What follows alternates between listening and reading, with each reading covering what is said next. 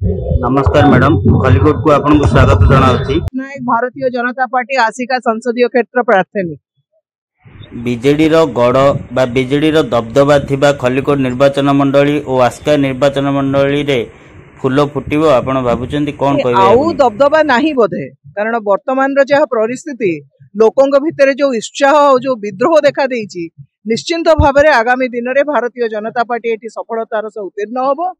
आ रणनीतिटा जहाँ भी अच्छी से आम गणमाध्यम आगे प्रकाश करूँ ना। निश्चिंत भाव में आम आम रणनीति करूँ, आम आम निर्वाचनी अंक कषिचु सबूर को आशा करें कहूँ जे आगामी दिन में भारतीय जनता पार्टी को ही लोक विश्वास को नेबे। खलिकोट निर्वाचन मंडली जहाँ की बीजेडी गड़ सेठारे पद्म फुटिबो निश्चय। खलिकोट विधानसभा रे भी फुटिबो, आसिका संसदीय क्षेत्र रे भी फुटिबो।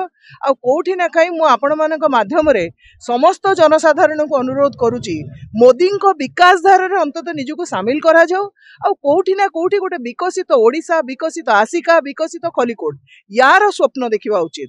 बहुत हे गला आज्ञा सेही चिराचरित प्रथा आउ नुह, अंततः समस्ते जागिलेनी, समस्ते निजर मत परिवर्तन करने को प्रस्तुत हेलेनी। मैडम एथर ताहाले लेखा छिड़िबो छिड़िबो अधा छिड़िकी अच्छी, बाकी आगामी मे 20 रे छिड़ेबू।